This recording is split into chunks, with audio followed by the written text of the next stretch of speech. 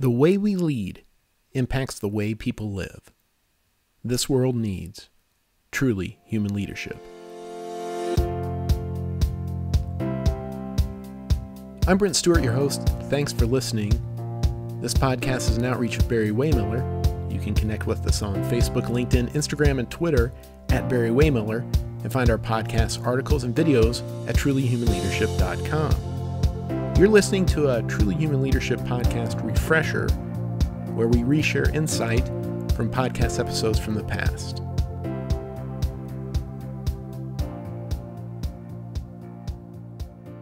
If you've never read anything by Dan Rockwell, otherwise known as the Leadership Freak, you're missing out. Dan writes an almost daily blog where he presents leadership insight 300 words at a time. It's very thoughtful and well written, and it's a great resource for inspiration and reflection. At Barry-Wehmiller, we came to know Dan when he interviewed our CEO, Bob Chapman, about his book, Everybody Matters. Dan wrote a very nice blog about the conversation titled The Anatomy of Inspiration. A month later, Dan wrote another blog about his conversation with Bob. This time it was about his struggle with something Bob had said that really stuck with him. And that's the idea that trust is given, not earned. A concept that seems contradictory to the way we normally think. This particular THL Refresher is a conversation about trust with the leadership freak Dan Rockwell and Chapman & Co. Leadership Institute's Matt Whiat and Sara. Chapman & Co. Leadership Institute is Barry-Wehmiller's consulting arm that specializes in helping other companies improve their leadership, company culture, customer loyalty, talent acquisition, and development. You can find out more about Chapman & Co. Leadership Institute at ccoleadership.com. First of all, this is confession now.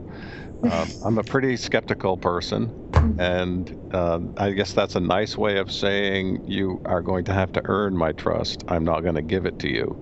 And Bob said trust is given, not earned. And since that, I will tell you this, since that conversation, or actually immediately following it, I had several conversations with leaders, and I brought this up. And how do you feel about that? And they, were, at least initially, as skeptical as I was about it. And then, as time went by, and actually a couple of weeks went by, people started thinking about, well, really, the only way trust is ever extended to someone is that it is given. It's given eventually. It just depends on what your standards are, I think. But back to the thing that shocked me, and I still want to talk to Bob about, is and you guys about, is trust is given, not earned. What a challenging and I think liberating idea. That when you, let me ask you guys, when you hear that, what are the things that come to your minds? Because I really want to learn from you about this. So I think we see it through a few different lenses. The first of which is, what are the components of trust? And one of the biggest learnings that we've had along the way, which seems obvious, but it's very difficult to actualize, is that different people value different aspects of trust. And so there are many models out there. For us, it really comes down to four things. And the first of which is compassion. Meaning the degree to which you really care about other people. Competence, my belief that you can really do whatever I'm asking you to do. Consistency, that people understand, and I think to Matt's point, you know what you're going to get, whether it's in a stressful time or not in a stressful time. And your integrity. Do your actions really align with the values, whether they be the company values or your personal values? The tricky part is that if you think about a leader and their team, is I know of the people on my team, each person values one of those four aspects at a different level. So some people, I am not wired this way, but some people aren't actually that concerned with, did you get what I asked for on time? They're more concerned with, do I feel like you really care about me? And other people's are wired differently. I'm not so concerned with your level of compassion. I'm really concerned with, did you do what you said you were going to do? And understanding that about people is really the foundation of how do I give trust as a leader in an organization. The other piece of it, and it's kind of the same idea but said differently, is that if trust is a reaction, we're all just waiting for it. But if trust is a generative act, we actually make progress.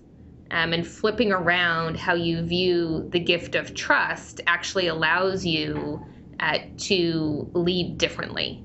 And coming to that really early in our journey of thinking about how do you teach leadership to people, especially in a manufacturing organization where people would say, I may or may not have had the best role models, has really been the foundation. How do we allow people to, one, understand trust and what makes trust up, but how do we really shift your mindset about it? Part of the mindset is that you have to believe that people are inherently good, right? So you're going to be skeptical unless you can kind of walk through life thinking, I believe that people in general are inherently good and that we are really wired for this from birth. There's a lot of research out there that says we begin this way, but we have a lot of experiences that happen to us that make us skeptical. But it's embedded. And can we go back to how we innately want to believe that the world is a good place? So, Sara, what have you learned about the practice of giving trust to people? That's a broad question. I think that it is almost always rewarded. We have story after story of people who that was the breakthrough. I never thought somebody would listen to my ideas. I never thought I would be given trust. I existed in a low trust environment for a really, really long time. And giving trust really is like turning a light on in a dark room.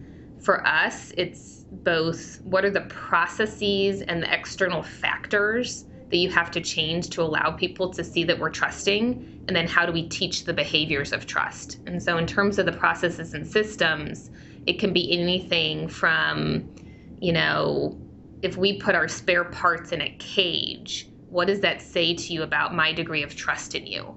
If I simply take the cage down and say, I just trust that you're inherently good and you will be a good steward of these resources on behalf of the company, I don't actually need to say anything. I just need to take the cage down. And so looking across the organization, what are the external factors and the processes that we've built up over time that without us saying a word, communicate a message of distrust? And how do you break those down? And then how do you actually teach and make the behaviors replicable? For Bob Chapman, it is innate. He had a key inflection point in his life where he started to see each person as someone's precious child, and that really shaped how he viewed his personal leadership. We can't necessarily wait for every leader to have their own inflection point and come to it on their own. And so how do we actually teach it as a behavior of a good leader? And how do we get you to believe by taking you through a series of experiences that allow you to wrestle with the question? And why is trust so important? I love the take the cage down. It was in the book, and one of the things that I talked with people about is that very thing of like you lock your stuff up. And a couple of the guys that I talked with said that they were actually just in their organization instituting, basically a locked door policy, and you had to go through processes to get whatever the parts or office supplies or whatever the things were. So it really struck a point. And what would you say to someone who just instituted the cage? How do you mean? As in they just took the cage down, or just instituted it, like they put it up? They put it up. They put it up. So a couple of things. Like Sara had mentioned, one thing is everything you do as a leader, you're transmitting some kind of message. And so maybe the first thing is to think about what are you saying about your beliefs in the people when you put that cage up? Because perhaps it's there for a reason. Perhaps a couple of parts are missing. What we've found is that a lot of times the parts have gone missing because people are taking them and holding them so that they can get their machine or whatever they're working on fixed, built, repaired on time or ahead of schedule. Like they're not taking them and using them in some other way or putting them on eBay. They were hoarding them to actually use because the system wasn't getting them their parts on time so they could actually do something for the organization. What's crazy is now we've protected people, quote unquote, we've put a cage up. to keep people from being successful in the organization. I think for someone who's put the cage up to really pull on that thread and find out what really happened and why are you putting that up and what message are you sending to your people. When you think about, as Sara had mentioned, when you think about this idea of trust isn't earned, it's given, think about how easy that is for a leader as well. And whether that leader is, it's a parent, whether it's a caregiver, whether it's a leader in an organization, but think about how much easier it is to simply give the trust. If I'm going to say I'm going to earn your trust, there has to be something that happens, right, that someone else values, and then you act in a certain way, to Sara's point with compassion, that consistency, the integrity, that incompetence, but you're relying on some kind of external factor so that I can earn your trust. It's so much easier if you just say, not only am I asking for your trust, I'm not even going to go there. I'm just going to give you mine. And the natural physiological human result is, wow, you trust me, which also says you value me as a person. I trust people who value me as a person, right? And so it's so much easier to even start from that point. It's so much more fulfilling, I think, for a leader. So for the person that decides I'm going to put the cage up, or I'm going to institute practices that protect the organization from the people that make up the organization, there are some real hard-hitting philosophical thoughts to begin with there. Do you understand that your people drive the business? They're not in competition. They're not in balance. It's about one feeding the other. And when you put that cage up, you're impeding that ability for one to serve another and the other to serve.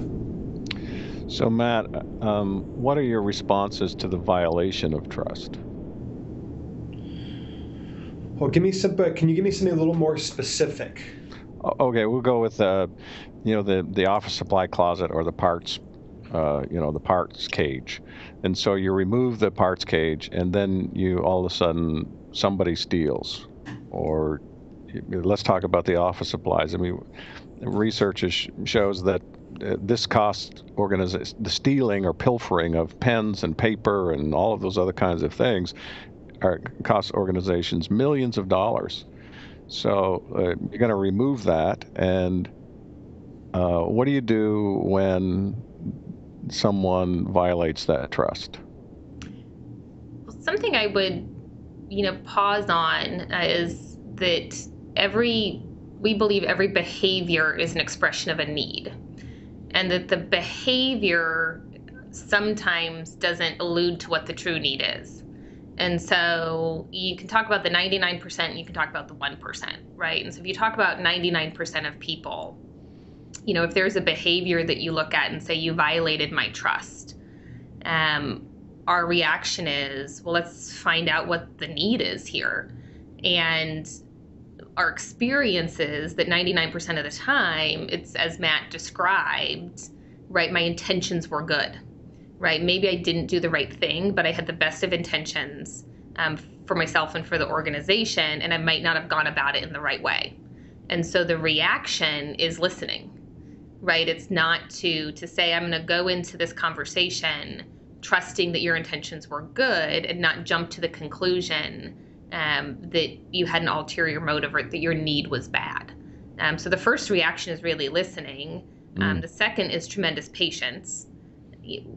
And maybe it's born out of our experiences in acquiring business and mostly acquiring companies where you have a lot of people who've been mistreated, mostly failing businesses. And so likely they've been through a layoff, they've been through a downturn, they haven't had the best road laid in front of them. And so you go in assuming maybe you were doing the best you could with the resources that you had available to you.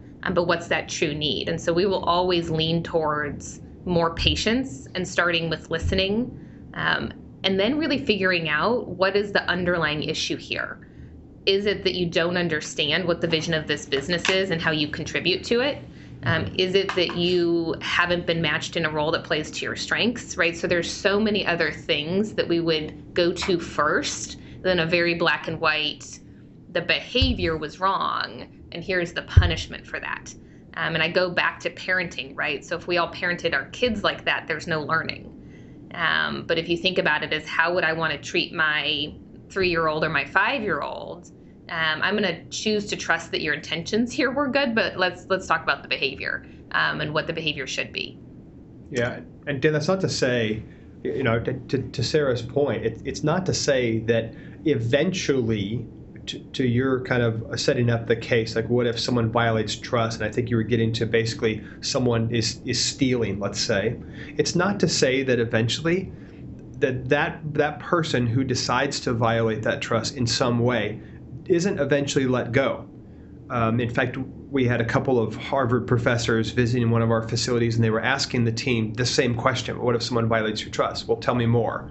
Well, let's say they stole some things. Then the next question was, well, why did they steal? Well, what did they steal? Why did they do that? Are you going to ask them? Yes, we're going to ask them. We're going to sit down. Like to Sarah's point, instead of just, okay, here's action and here is the disciplinary result that comes from that, it becomes what was the need?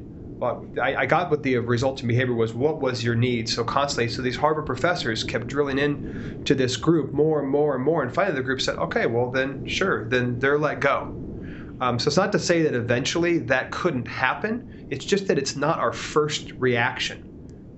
Leading by the 1% means the 99% are pretty frustrated because they're looking at a locked cage and other things that basically say, I don't trust you.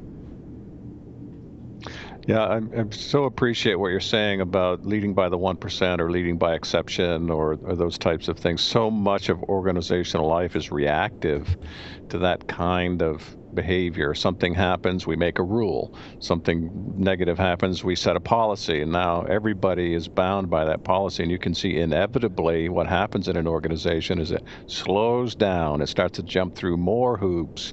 People start to feel frustrated because they can't do what they love to do. So I so appreciate what you're saying about not leading by the 1%.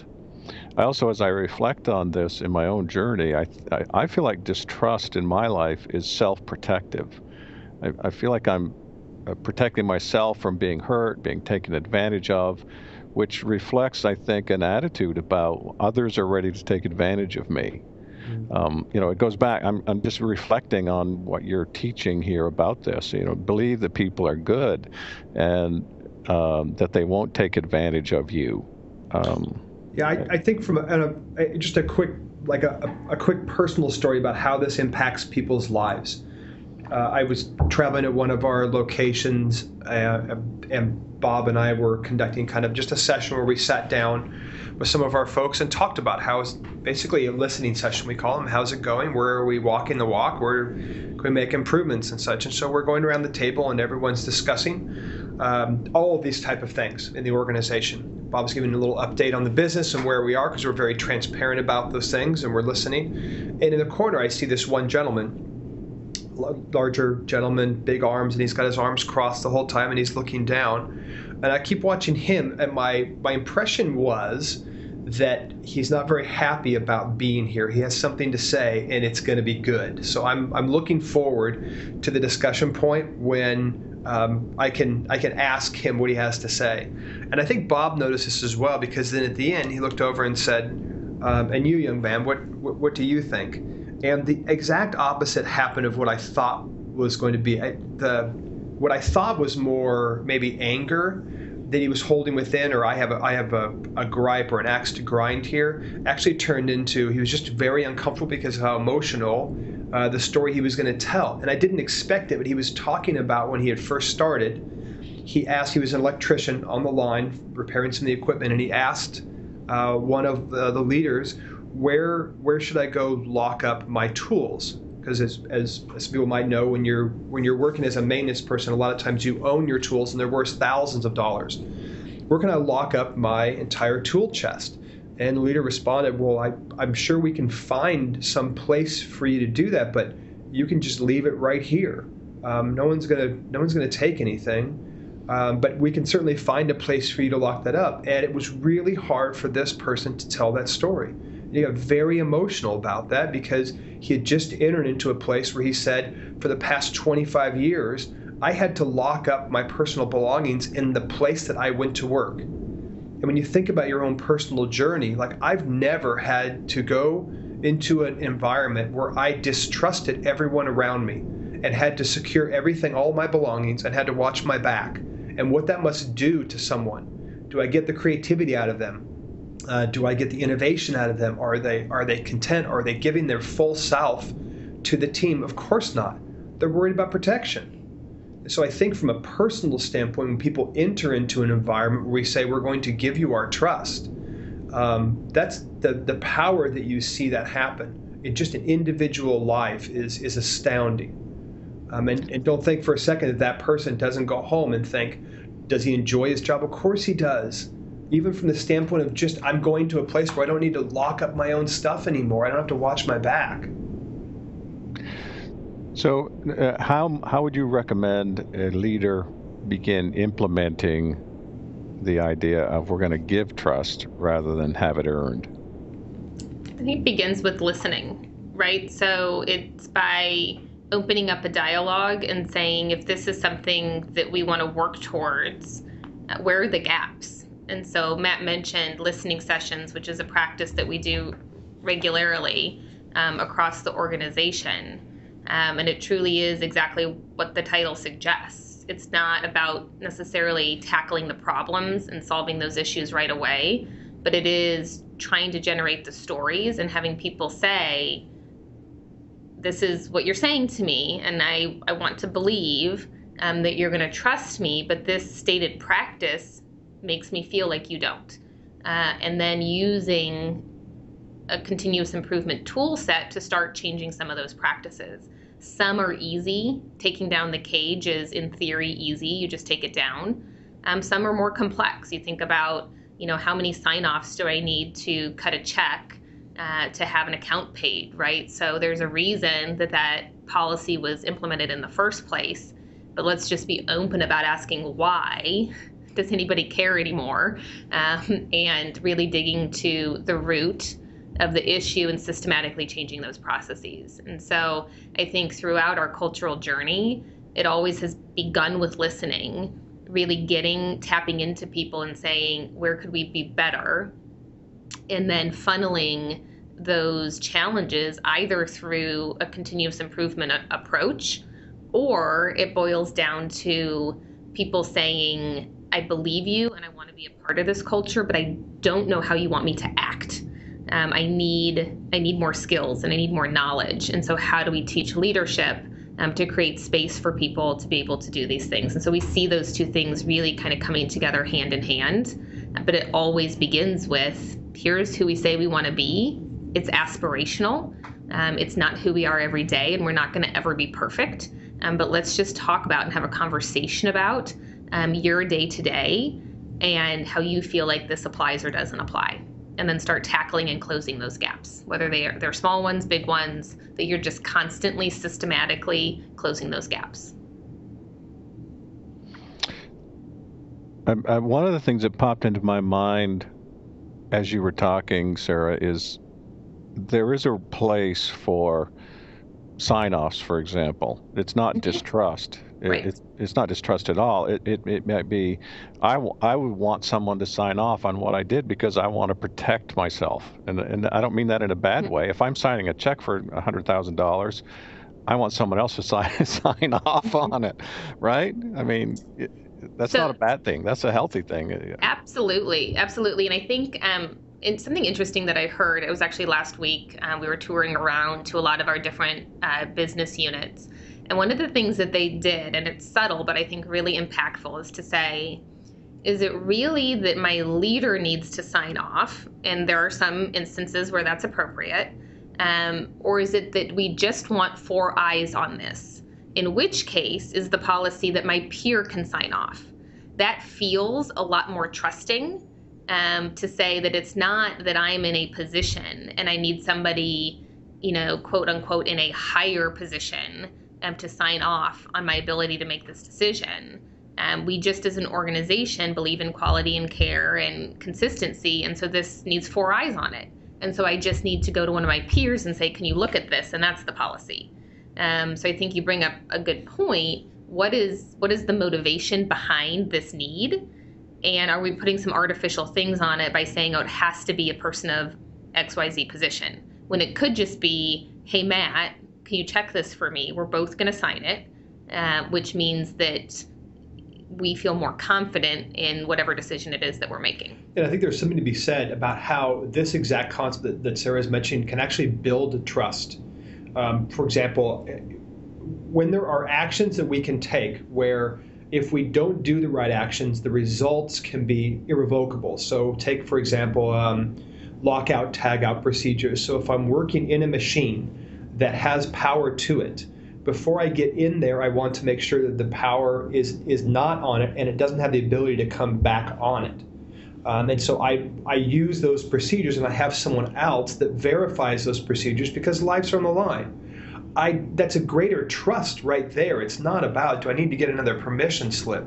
To your point, I want to be protected. And so that helps build that trust. But to Sara's point, does that need to be that now I've got to go find somewhere in the organization, the site leader, to come sign off on this? And if so, what is that saying? Is that saying that I'm not good enough, smart enough, whatever it is, to do this activity myself? No, to Sara's point, we want a couple of different sets of eyes on this because we want to make sure we get it right. And that's a belief from everyone. And so therefore, it doesn't necessarily need to be the leader somewhere in a hierarchy. It could be my peer or someone who's not even a peer. Maybe it's someone who just has a greater expertise and is helping out with that. And so to Sara's point, it becomes, do I need 5 levels of signatures to take some vacation days? Why do we have, and looking around the organization, right? Do we really need a break bell to tell people when they can go on break? If I trust someone and have that, do I really need someone to have a time clock that tells them exactly when they clocked in and when they clocked out? These are all those things that we're sending signals organizationally to people. It's such an interesting territory to navigate. First of all, the idea of getting 4 eyes on something. I think we all learn that our perspective is the right perspective, but it's also the limited perspective. And so I know I have made decisions that were too limited because I didn't get other people looking at it. And there is this sense of confidence that comes from sitting down with a team of people and saying, this is what I'm thinking about doing, or this is what we need to do. And all of a sudden someone has a totally different perspective on the organization because they're in a different department, and they say, don't forget this impacts whatever. And now the decision is better because other people looked on it. And that, to me, that is about trusting others and their perspective and their wisdom in a given situation, and not having to be the person who is all wise, all knowing, and always makes the right decision, as an individual leader. So I so appreciate this idea that even checkoffs and getting, as you said, like 4 eyes on something is a way to do things better, not a way to say, I don't trust you or you're not trustworthy. Yeah, love that. And I think the theme really is, and this goes across this entire conversation, if you start with the wrong reason, you get the wrong results. And how good are we at communicating the reason behind something or the reason behind a particular policy? And if I don't, as an individual in an organization, if I don't understand why I need, Matt to look at something, it's pretty easy to default to an expectation that's not really true, right? It's so easy to default to maybe you don't trust me. And so that communication piece and understanding that if we constantly have to broadcast meaning, and we constantly have to draw that thread from people, from the vision of who we want to be and to why something is the way it is. And sometimes that's just simply the gap. It's not that the policy or the procedure or the system is bad. It's that I haven't really done a good job of drawing a thread from, for us, it's our guiding principles of leadership, to why that system or policy or procedure is in place in the first place. And then people go, okay, I get it. Now I'm actually more inspired. I understand how that contributes to the whole, and I'm really excited about having some outside eyes help me. Without that, you kind of default to, do you just not trust me to do my job?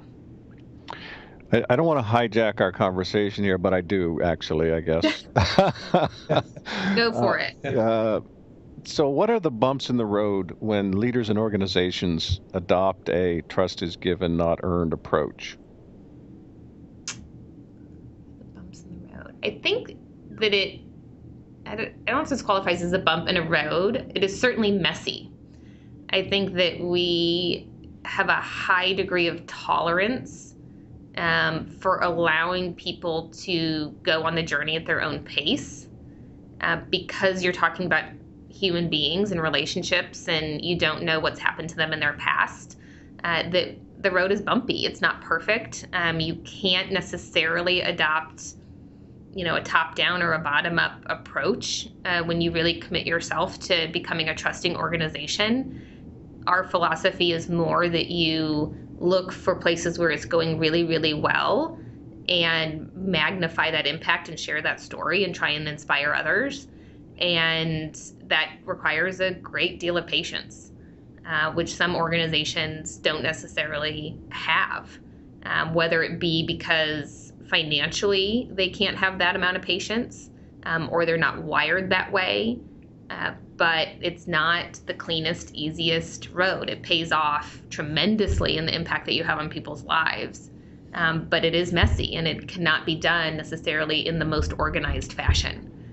You've got to allow people to come to it and create those inflection points and inspire them along the way, but it's not going to be perfect. Yeah, and I think to Sarah's point, I'll just draw on a little bit of more of a kind of a military background, but to Sarah's point about how critical that is about that communication piece, and the listening, how that kind of starts with that listening, especially if you're working in a very strong hierarchy.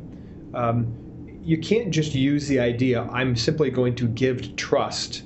Part of this is that competence, right? So I'm not just going to give trust to people and say, okay, I'm sure it's all going to work out. I trust all of you. If they don't have the skills to actually do what they say they're going to do.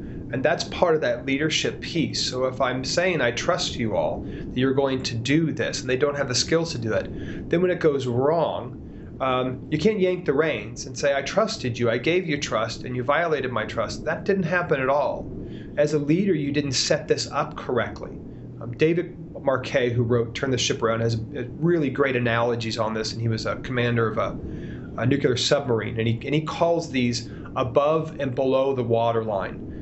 That when you're below the waterline and the sub is running, the penalties for making a mistake are so great. That's not the time to kind of experiment and say, I'm just going to give trust in this area. The time for all of that experimentation. So your question was, what are the pitfalls as you begin? Understand that one of the pieces is what you choose to give that trust to is really important. And have you set it up for success?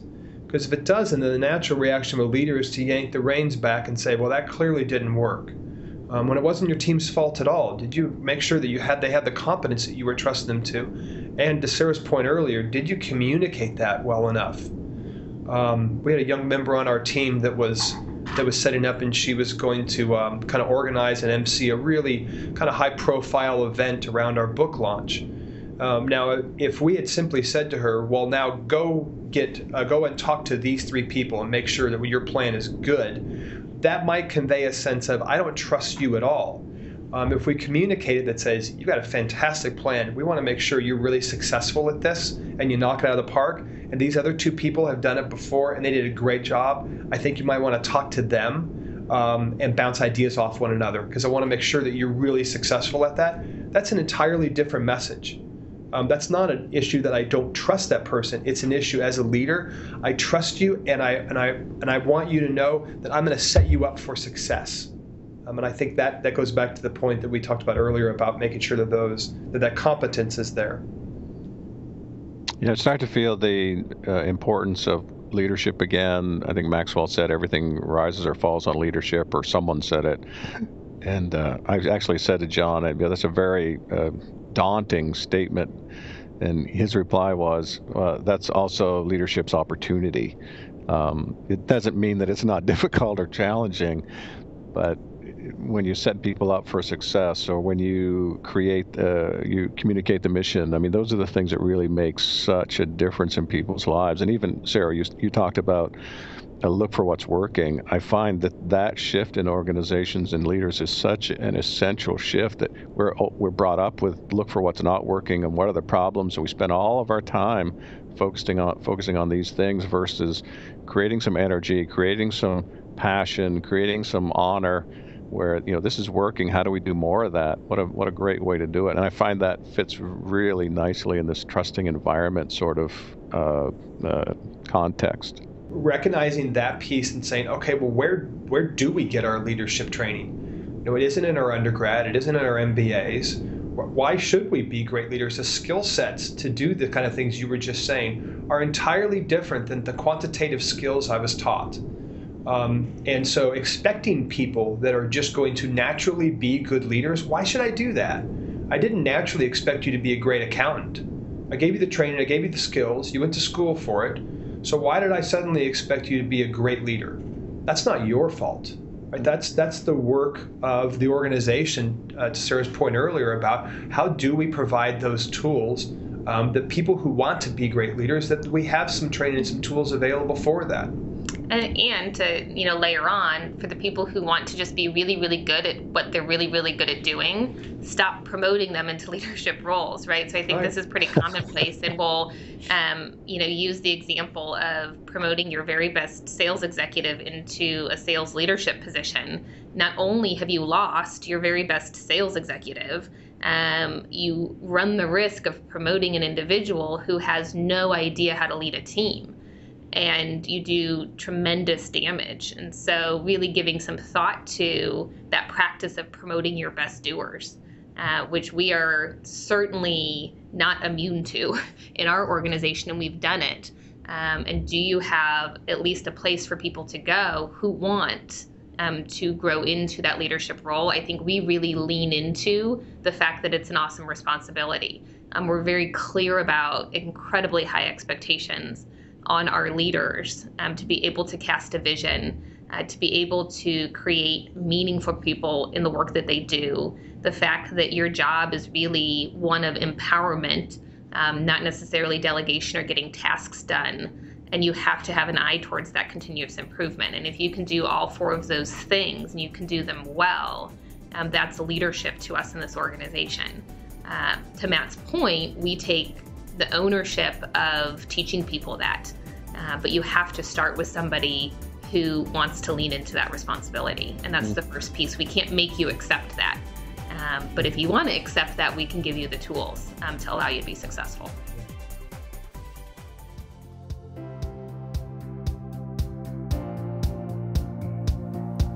Don't forget to find us and connect on Facebook, LinkedIn, Instagram, Twitter at Barry-Wehmiller.